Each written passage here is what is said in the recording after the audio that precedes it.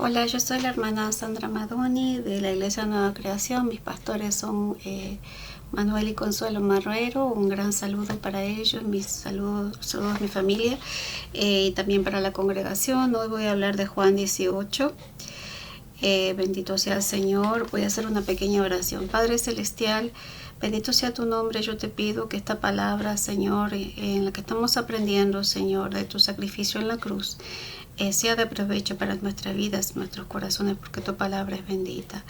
Padre Celestial, que nuestros corazones estén listos para recibirla en el nombre de Jesús. Bueno, es muy largo, así que lo dividí en el arresto de Jesús del 1 al 11, Jesús ante el sumo sacerdote del 12 al 14 y Pedro en el patio de Anás del 15 al 18.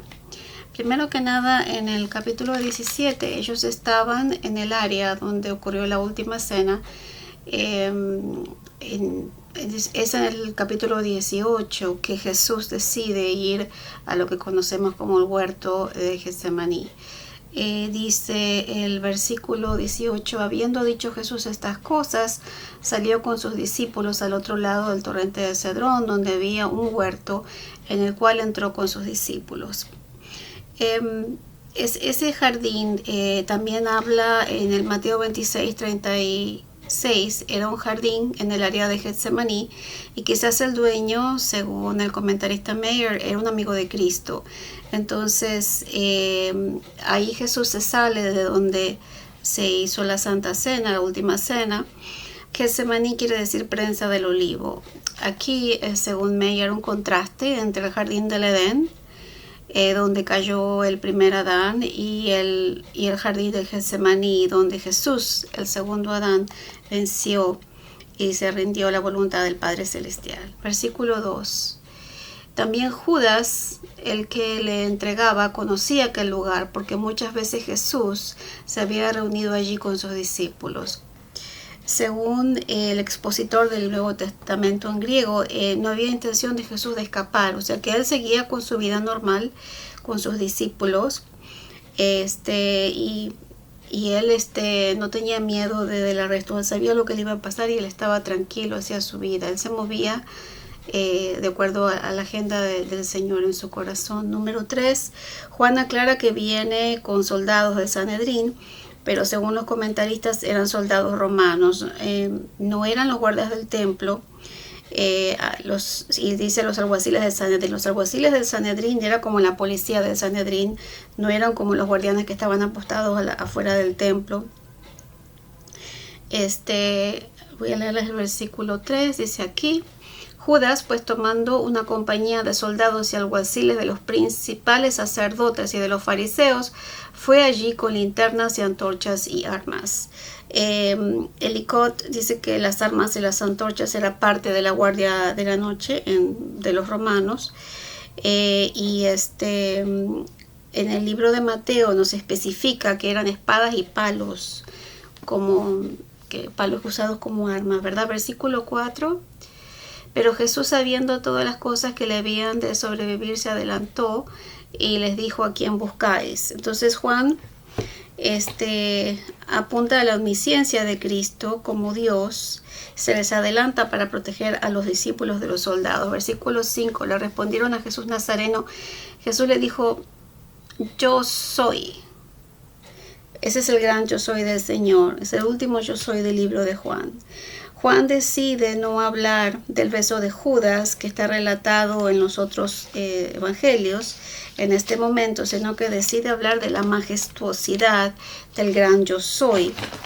Lo que es el Señor siempre se había revelado al pueblo como el gran yo soy. Entonces ese yo soy es impactante. Versículo 6.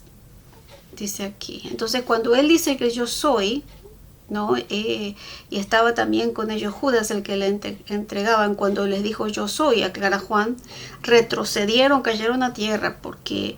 Porque el poder de Dios, estaba Dios mismo hablando, Acuérdense que Jesucristo es la revelación del Padre. Así que el poder de Dios era tan fuerte que se cayeron de rodillas del poder de Dios.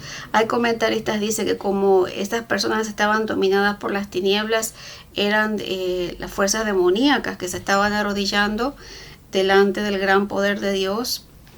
Pero como es, yo no sé si es así, la verdad que yo sé que cayeron bajo el poder de Dios.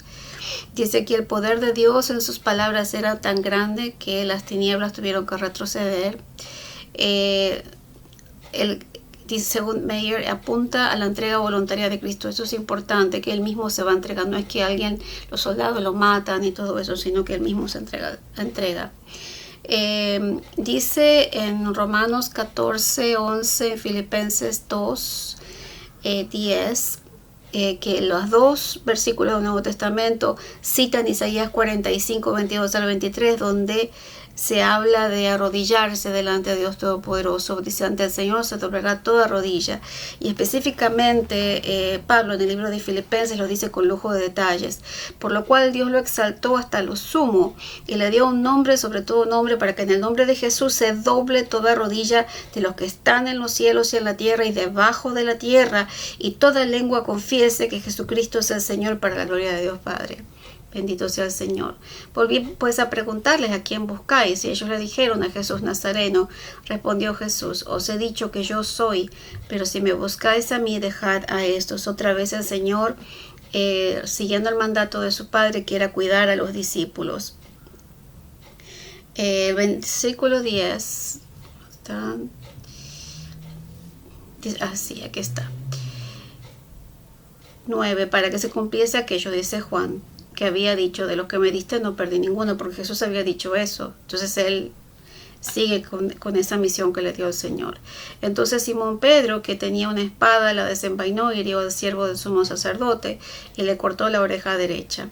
Los comentaristas dicen que Pedro tiró a matar, pero no le dio bien. Yo no lo sé, lo único que sé es que le lastimó la oreja.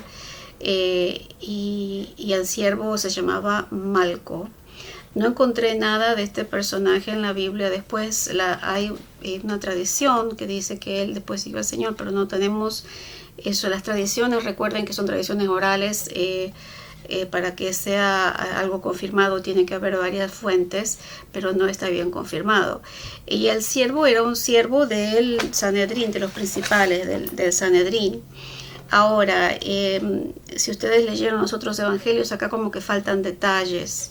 Jesús entonces le dice a Pedro, mete tu espada en la vaina, y la copa que el Padre me ha dado no la he de beber. Okay. Según el expositor del Nuevo Testamento, Juan conocía la casa del sumo sacerdote. O sea que ellos Juan tiene más detalles en cuanto a quienes estaban ahí, debido a que él conocía a la gente de Sanedrín. Parece ser que Juan estaba relacionado con esas personas. Hay puntos de evidencia bíblica que eso es así. Después dice, en Lucas 22:38, Jesús les había dicho esa noche que podían llevar espada. Los discípulos tenían 2. Y entonces le dice el Señor, ¿eso es suficiente? El Señor le dice, sí, es suficiente. Entonces esas eran las espadas que tenían ellos.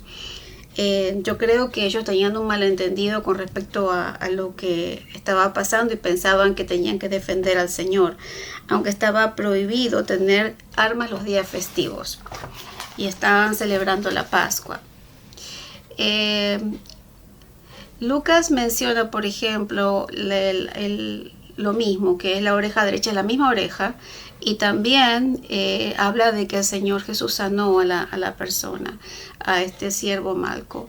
El escape de Pedro ocurrió de este momento. Y también en otra instancia, en los evangelios sinópticos, cuando él hace la sanidad y todo eso, le dice a Pedro, Jesús le dice a Pedro, el que a espada mata, a espada morirá. Entonces le dice, guarda tu espada, porque esto no es lo que vamos a hacer. Y después le habla de la copa. Y la copa en la Biblia es un símbolo de muchas cosas. Por ejemplo, Jesús en el huerto, no lo menciona Juan, pero en los otros evangelios está, habla de la copa de sufrimiento que él iba a pasar. O sea que para mí son juicios. En este momento el Señor iba a tener que pasar la pasión, ¿no? La pasión de la cruz, el sacrificio de la cruz. Él iba a tener que ser enjuiciado por los pecados del mundo. Ese era el sufrimiento que iba a tener para que nosotros pudiésemos tener acceso a la luz, podemos tener acceso al cielo, a la salvación. Jesús había mencionado la copa en Mateo 20:22. Le dice: beberás de mi copa y te bautizarás en el bautismo que yo seré bautizado. En Mateo 26:39 dice: Padre, pasa esta copa, pero que sea de tu voluntad. O sea, pasa que no me la des, no la quiero tomar, pero si tú quieres, yo lo acepto. Eso es lo que está diciendo, porque era la copa del sufrimiento. En Mateo 26:5, Mateo relata a Jesús que, bueno, eso ya lo dije, que en Lucas, el bautismo también es signo de sufrimiento en algunos contextos, como en Mateo 20:22, cuando él dice: de un bautismo ser bautizado, como mi angustio hasta que se cumpla. Bueno, según el comentario del Diccionario Bíblico Teológico de Baker, a través de la escritura la copa es una metáfora, ¿verdad? Es una metáfora del destino de una persona. El Salmo 16 dice que el salmista le acredita a Dios su porción y su copa. Y habla del destino del salmista en el versículo 5 y 6. La copa es el destino específico, como el vaso o la ira de Dios. Por ejemplo, en Isaías 51:17, Israel bebió la copa hasta los sedimentos y se le daría la misma copa a los atormentadores, porque Dios tiene compasión. En Jeremías 23 se habla de la copa de destrucción. En Ezequiel se habla de la copa de la ruina y la desolación de los reinos, de los dos reinos. Después dice, la copa de Cristo es la copa del sufrimiento. Él ruega no tener que beber de esa copa, por eso dice: pasa esta copa, pero Jesús la bebe en obediencia. La copa es el juicio de Dios ante el pecado, y Cristo como pagará como Cordero Santo. Y después está la copa del nuevo pacto, que en las últimas cenas lo hizo. Por eso celebramos la Santa Cena, que es algo diferente, que es una celebración y también es para confirmar el pacto de su sangre, ¿verdad? O sea que eso no es lo mismo, es una copa diferente, que tiene un significado en la festividad judía, que ya eso es otro estudio. Después vamos ahora a Jesús a sumo sacerdote, del 12 al 14. El capitán era el tribuno, el oficial del corte, dice aquí: entonces la compañía de soldados, el tribuno y los alguaciles de los judíos prendieron a Jesús y le ataron. Estaba el ejército de la policía de Sanedrín y lo atan a Jesús, lo amarran con cuerdas. Después del versículo 13, aquí dice Anás, quizás era, no se sabe, que según la escuela de Cambridge para Bible Psychologists, dice que Anás era o el jefe de los sacerdotes o el presidente o vicepresidente del Sanedrín. Era una persona bien influente, eso por seguro. Él había asegurado el sumo sacerdocio de 5 de sus hijos varones y de su yerno Caifás. Después fue el mismo que dejó el puesto y ahí estaban varios de sus hijos en el puesto desde el 7 al 4, desde el año 7 al 4, perdón, los años entre los 5 años anteriores, ¿verdad? Mientras Jesús estaba creciendo, él había puesto su familia en esos puestos. Ahí están los años, pero es un detalle. Los sumos sacerdotes representan el poder cívico para los romanos. Hubo 5 o 6 sumos sacerdotes depuestos en el Sanedrín, que, bendito sea el Señor, que juzgaron al Señor. En Lucas 3:2 se habla de que ahí había personas influyentes del Sanedrín. Caifás respetaría el resultado de un examen preliminar, por eso lo llevan ahí a ese primer juicio o examen. Y Caifás era el que había sido dado consejo, dice aquí en Juan 11:47. Caifás era el que estaba al frente de todo eso. Después lo lleva al patio de Anás, o sea que es el suegro de Caifás. Según dicen, Juan y Anás estaban relacionados, de alguna manera tenían algún tipo de conexión. Del 15 al 18. La mayoría de los comentaristas creen que esta persona que dicen aquí es Juan. Y seguían a Jesús, Simón, Pedro y otro discípulo, y este discípulo era conocido, el sumo sacerdote, y entró con Jesús en el patio del sumo sacerdote. O sea que él tenía conexiones para poder entrar ahí al patio. Versículo 16. Este discípulo era conocido y después deja entrar a Pedro. Versículo 16. Mas Pedro estaba fuera a la puerta. Salió pues el discípulo que era conocido del sumo sacerdote y habló a la portera e hizo entrar a Pedro. Entonces la criada portera dijo a Pedro: ¿No eres tú también de los discípulos de este hombre? Dijo él: No lo soy. Y estaban en pie los siervos y alguaciles que habían encendido un fuego porque hacía frío y se calentaban, y también con ellos estaba Pedro de pie calentándose. Los evangelios concuerdan que Juan siempre estuvo pegado a Jesús. Es posible que él haya estado emparentado con la familia de Jesús también, como es acá donde dice esta señora, aquí donde la sierva le pregunta a Pedro: ¿Tú también no eres su discípulo?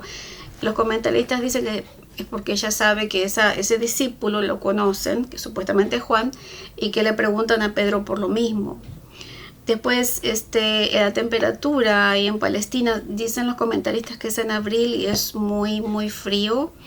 Y Pedro se estaba calentando, no sé si ustedes vieron, por ejemplo, en los lugares donde la gente se reúne en los patios. Hoy en día se usa poner como un armazón o un fuego con madera, con carbón o lo que sea. Y eso era lo que tenían como un armazón donde había fuego, carbón encendido hecho por los siervos, porque hace mucho frío en Palestina a la noche en esos días. Jerusalén también está en la parte alta, así que es posible que por ser la noche, por estar alta, se pone más frío. Bueno, se está incrementando la tensión y preparando el clima para la flagelación y la crucifixión. Juan tiene un punto de vista un poquito diferente. Pero en la armonía de los evangelios, cada evangelista tiene un poquito de información. Tenemos que ponerla toda junta para que podamos tener el panorama completo. Bueno, Dios me lo bendiga. No quise hacer muy largo el video, pero que el Señor los guarde y espero que les haya servido de algo la información que encontré. Dios me lo bendiga.